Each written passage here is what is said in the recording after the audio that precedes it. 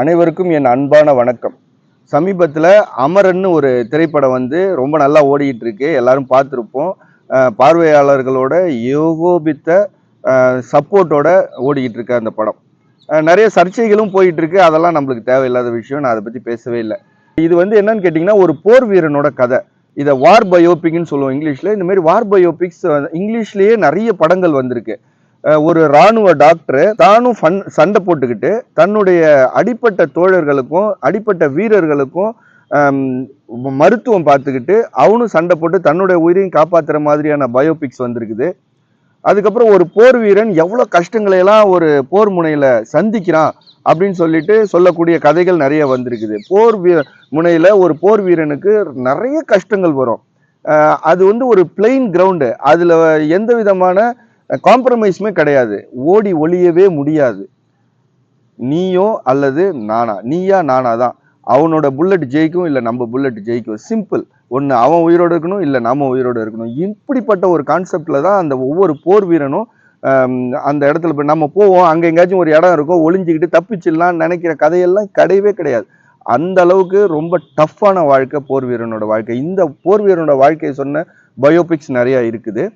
அதுக்கப்புறம் பார்த்தீங்கன்னா, ஒரு போரில் தன்னோட சேர்ந்து சண்டை போட்ட சக நண்பன் அடிபட்டுருவான், புல்லட் அடிபட்டுருவான். அவனோட உயிரை காப்பாற்றுறதுக்காக போராடின போர் வீரனோட கதைகள் சொல்லப்பட்டிருக்குது. லைன் ஆஃப் கண்ட்ரோல்னு சொல்லுவோம். அந்த லைன் ஆஃப் கண்ட்ரோலை தாண்டி பறந்த போர் விமானத்தை எதிரி நாடு சுட்டு வீழ்த்திரும். அந்த போர் விமானம் கீழே விழுவும். அதுலேருந்து தப்பிச்ச விமானி எவ்வளோ கஷ்டங்களையெல்லாம் சந்தித்து கடந்து அவன் தன்னோட நாட்டுக்கு திரும்புறான் அப்படின்னு சொல்லக்கூடிய பயோபிக்ஸ் நிறைய வந்திருக்கு. இது எல்லாமே ரொம்ப தத்ரூபமா இருக்கும். பட் அமரன் சொல்லப்பட்ட விதமே வேற. அமரன் அந்த போர் வீரனோட கதையை சொன்னாலும் அது சொல்லப்பட்ட பெர்ஸ்பெக்டிவ் டிஃப்ரெண்ட். அது அந்த போர் வீரனோட மனைவியோட கோணத்திலேருந்து, அந்த போர் வீரனோட அம்மாவோட கோணத்திலேருந்து, அவங்க அப்பாவோட கோணத்திலேருந்து, அவனுடைய செல்ல மகளோட கோணத்திலேருந்து இந்த படத்தை சொல்லியிருக்காங்க. மெயினாக பார்த்தீங்கன்னா 90% அந்த போர் வீரனோட மனைவி எப்படி அந்த போர் வீரன் இராணுவத்துக்கு போனால் அதுலேருந்து ஒவ்வொரு நாளையும் அவங்க எப்படி கடத்தினாங்க, அவன் மரணம் வரைக்கும், மரணத்துக்கு பிறகு அவங்க எப்படி அந்த நாட்களை கடத்தினாங்கிறத தான் ரொம்ப அழகாக சொல்லியிருப்பாங்க.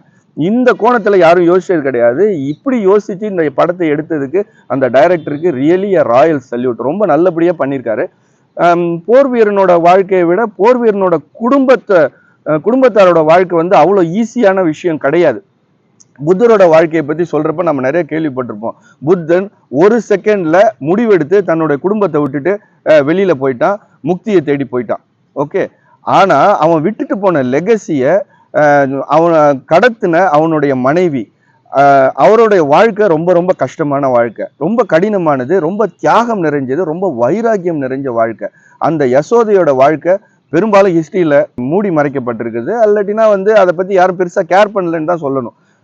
ஆனா அந்த வாழ்க்கை ரொம்ப கஷ்டமான வாழ்க்கை நம்ம நிறைய படிச்சுப்போம். அப்படிதான் ஒரு போர் வீரனோட குடும்பத்தாரோட வாழ்க்கை ரொம்ப கஷ்டமான வாழ்க்கை. 30 நாள் லீவ்ல வருவான். அந்த 30 நாள் அவனோட வாழ்ந்த நாட்களையும் இன்னும் அடுத்த 30 நாள் அந்த வரப்போற 30 நாட்களையும் கடத்த போற விஷயங்களையும் நினைச்சு 330 நாட்களை அவங்க கடத்தணும். ரொம்ப ரொம்ப டஃப்பான லைஃப். ஒரு நிமிஷமும் ஒரு நொடியும் உணர்ச்சி பூர்வமா ரொம்ப டிஃப்ரெண்ட்டாக, ரொம்ப எமோஷ்னலாக அவங்க இம்பேலன்ஸ்டாக இருப்பாங்க. இம்பேலன்ஸாக இருந்து தான் ஆகணும், வேற வழி கிடையாது. ஒரு டைமும் ஒரு ஃபோன் கால் வருது. அந்த ஃபோனில் அவன்கிட்ட பேசிக்கிட்டு இருக்கோம். இந்த ஃபோன் தான் நம்ம வந்து இவனோட பேசக்கூடிய கடைசி காலாக கூட இருக்கலாம். இப்போ நம்ம கேட்குற இவனுடைய லைவ் வாய்ஸ் தான் நம்ம லைவாக இவன்கிட்டேருந்து கேட்கக்கூடிய வாய்ஸ், கடைசி வாய்ஸாக கூட இருக்கலாம் அப்படின்னு நினைக்கிறப்ப எவ்வளோ கஷ்டமாக இருக்கும்னு யோசிச்சு பாருங்க. அது மட்டும் இல்லாமல் லீவ் முடிச்சு இராணுவத்துக்கு திரும்புகிறப்போ அவனை ட்ரெயின் ஏற்றி விடவோ, ஃப்ளைட் ஏற்றி விடவோ, பஸ் ஏற்றி விடவோ வர்றப்போ இவனை பார்க்குற கடைசி காட்சி இதுவாக தான் இருக்கலாம் அப்படின்னு நினைக்கிறப்ப எவ்வளோ வருத்தம் நிறைய, எவ்வளோ கஷ்டம். அந்த உணர்ச்சியை எப்படி அவங்க அடக்கி அவங்க வாழறாங்கன்னு நீங்கள் நினச்சி பார்த்தா ஒரு காமன் மேனால் அதை சிந்திக்க கூட முடியாது. அவ்வளோ டஃப்பான ஒரு உணர்வுகள். அதை அவங்க பேலன்ஸ் பண்ணுறதே அவங்க பெரிய ஒரு விஷயம். அவங்களுக்கெல்லாம் இந்த நாடு ஒரு போர் வீரனோட குடும்பத்துக்கு நிறைய செய்யறதுக்கு கடமைப்பட்டிருக்கு. அவங்கள தங்க தட்டுல வச்சு தாங்க கடமைப்பட்டிருக்கு. ஒரு ஃபோன் கால் வரும். எப்போதும் ஒரே நேரத்துல அவங்ககிட்ட தன்னோட கணவன்ட்டயோ, தன்னுடைய மகன்ட்டயோ பேசிக்கிட்டு இருந்த நேரம் போக, வேற ஒரு நேரத்துல ஒரு அன்டைம்ல ஒரு கால் வருது.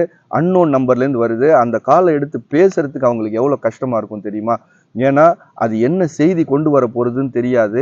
அந்த செய்திய எப்படி நம்ம ஜீரணிச்சுக்க போறோம்னு தெரியாது. இப்படி ஒரு ஒரு நொடியும் பயந்து, பயந்து, பயந்து கடத்தக்கூடிய ஒரு லைஃப் தான் அ ஒரு ஒரு போர் வீரனோட குடும்பத்தாரும் சந்திக்கிற விஷயம். இத ரொம்ப நல்லா எக்ஸ்பிளைன் பண்ணியிருப்பாங்க. இந்த படத்துல கூட பார்த்தீங்கன்னா, அந்த போர் வீரன் ஒரு ஆம்புஷ்ல போய் மாட்டிப்பான். அந்த நேரத்துல அவன் ஆக்சுவலா வந்து ஃபோன் பேசிட்டு போயிட்டு இருப்பான் தன்னோட மனைவி கிட்ட. இந்த ஃபோன் கையில தான் இருக்கும். ஒரு அம்புஷ்ல மாட்டுனோனே டக்குன்னு ஃபோன் டிராப் ஆயிடும். அம் அந்த நேரத்துல ஃபோன்லாம் இது இப்படி ஒரு பிரச்சனை இருக்கு. நான் அப்புறம் பேசுறேன்னு சொல்றதுக்கெல்லாம் நேரம் கிடையாது. தன்னோட உயிர காப்பாத்திக்கவும், தன்னோட டீம்மேட்ஸோட உயிர காப்பாத்திக்கிறதுக்கும் அவன் போராடிக்கிட்டு இருப்பான். ஃபோன் கீழ தான் கிடக்கும். ஃபோன் ஆன்ல இருக்கும். இந்த ஃபோன காதுல வச்சிருப்பாங்க. இதுவரைக்கும் இனிமையா தன்னுடைய கணவனோட குரலையும், அவனுடைய சம்பாஷணைகளையும் கேட்ட அந்த ஃபோன்ல இப்ப அழுகுரல்களும், மரண ஓலங்களும், துப்பாக்கி சத்தங்களும், கிரினேடோட வெடி சத்தங்களும் கேட்டுக்கிட்டு இருக்கோம்.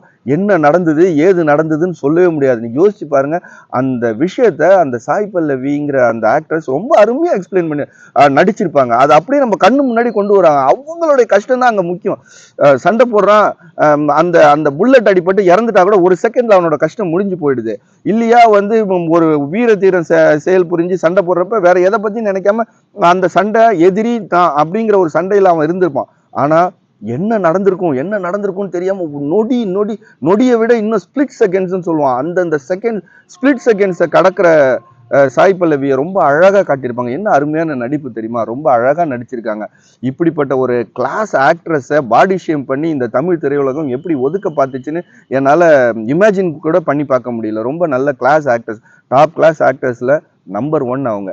ரொம்ப நல்லா நடிச்சிருக்காங்க. இது மட்டும் இல்லாம இந்த படத்தை வந்து ரொம்ப அழகாவே நகர்த்திட்டு போயிருப்பான். இது அவன் போறப்ப பாத்தீங்கன்னா, ராணுவத்துக்கு போறப்ப நான் ராணுவத்துல இறந்துட்டேன், ஒரு சண்டையில இறந்துட்டேன் அப்படின்னா, நீங்க யாரும் அழக்கூடாது.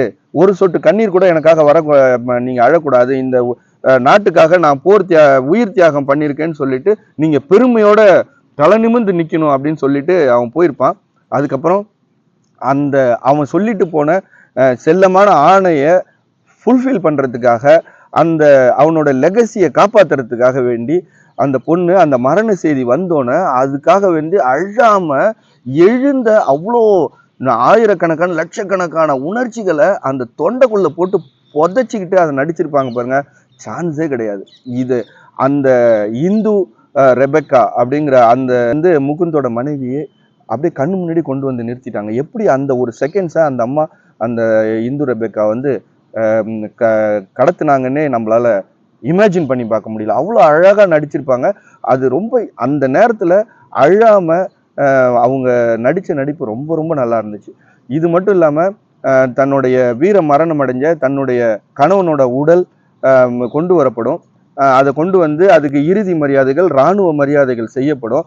அந்த நேரத்துல கொஞ்சம் கூட அழுவாம எப்படி தன்னுடைய கணவன் வந்து வீர மரணம் அடைஞ்சிருக்கான், இந்த நாட்டுக்காக உயிர் தியாகம் பண்ணியிருக்கான், வீர மரணம் அடைஞ்சிருக்கான், அதுக்காக நம்ம பெருமைப்படணும் அப்படிங்கிற ஒரு விஷயத்தை வெளியில கொண்டு வரணுங்கிறதுக்காக வந்த அழுகைகளையும் கஷ்டங்களையும் அப்படியே மனசுக்குள்ள போட்டு புதைச்சிக்கிட்டு அப்படியே நடிச்சிருப்பாங்க. அந்த லாஸ்ட் 10 மினிட்ஸ் அந்த நேரத்துல அழாம இருந்து ஒட்டுமொத்த பார்வையாளர்களையும் அழ வச்சுட்டாங்கன்னு தான் சொல்லணும். அழுவாம வெளியில வந்த எந்த ஒரு மனிதனும், நார்மலான மனுஷனும் இருக்க முடியாது அந்த படத்துல. ரொம்ப ரொம்ப தத்ரூபமா அந்த படத்தை நகர்த்தியிருப்பாங்க. இதன் மூலம் சொல்ல வர்றது, இந்த மாதிரி ஒரு போர் வீரனோட குடும்பத்தாரோட பெர்ஸ்பெக்டிவ்ல ஒரு போர் வீரனோட வாழ்க்கையை சித்தரிச்ச டைரக்டருக்கும் அந்த பட குழுவினர்களுக்கும் ஒரு ராயல் சல்யூட்.